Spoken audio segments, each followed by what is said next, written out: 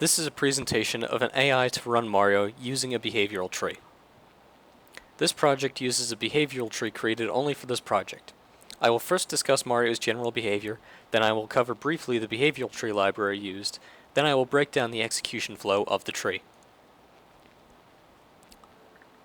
The first task that Mario looks at is obstacle avoidance.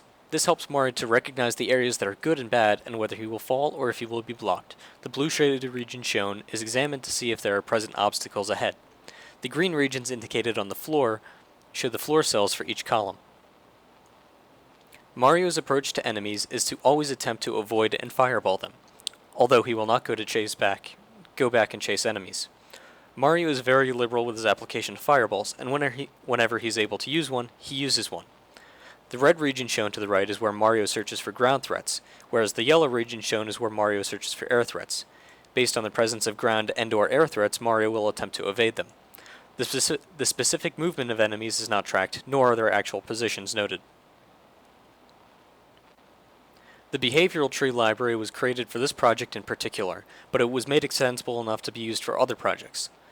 The tree executes on a separate thread so that it's able to wait between calls, if needed. Nodes in the tree are linked only to the tree, and calls to other nodes must be made against the tree. The tree has most traditional nodes with some variation, in that the selector node is not existent and instead exists as a priority node, and action nodes exist as set nodes and script nodes. This behavioral tree library also implements a loop node, a wait node, a subtask node, a random node, and a branch node. Set nodes are the basic action nodes that you can use. They set a board value to a static value that's defined by the set node. Script nodes are much more dynamic action nodes and allow actual JavaScript to be executed, but all variables must be passed to and from the JavaScript engine, otherwise they will not actually be picked up by the board. Further action nodes include the wait node and the traditional conditional node. The wait node will pause the execution of the tree and resume when the calling thread calls the tree again. This allows for more complex behavior and less traversal in the tree if desired, but it wasn't used in this project. We also have the conditional node, which is just a traditional implementation of conditional node. In terms of selector nodes, we have the priority node, the random node, and the branch node. The random node will randomly select a child node to execute. The branch node will select a child node based upon some condition that must be evaluated. The priority node, on the other hand, looks at all child nodes and decides which are able to be run, and then chooses the child that's able to run that has the highest priority. Other composite nodes include the sequence node and the subtask node. The sequence node is a traditional implementation of a sequence node. The subtask node unconditionally executes all child nodes and doesn't care about what their return value is. The subtask node will always return true. The tree is laid out such that it has a priority node as its uppermost root node. The priority node decides whether it should execute the init task or whether it should execute the exec subtask. The init subtask will only fire once, and afterward it will always execute the exec task. The init subtask just initializes all variables in the board, and then sets the init variable to true so that the init subtask does not fire again. The exec subtask instead looks at a series of actions.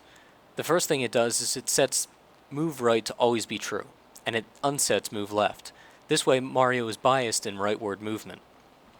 It then examines to see if Mario is able to use a fireball.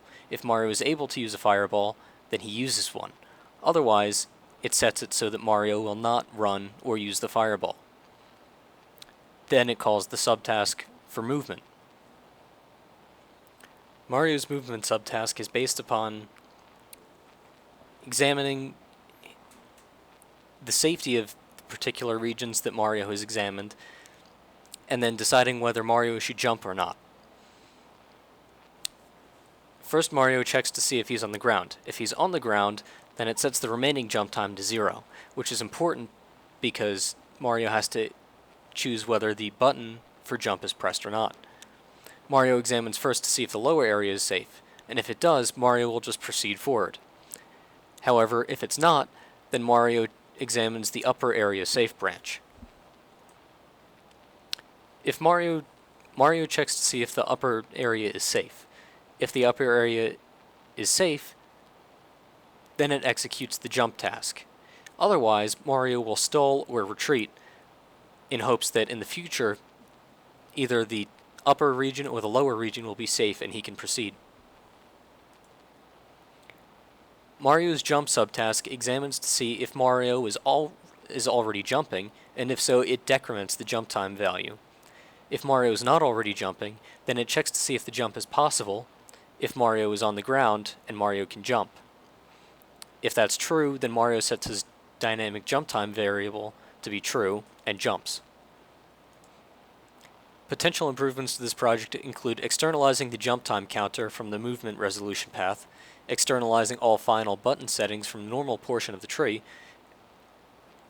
and leaving that as a cleanup for the exec subtask, tracking movement of the enemies instead of just examining if they're in a particular region, creating an XML serialization for input and output of the tree, and then using multiple behavioral trees to control the different aspects of Mario's movement, which would ensure that the different trees wouldn't need to be as deep or complex, and they could run in parallel.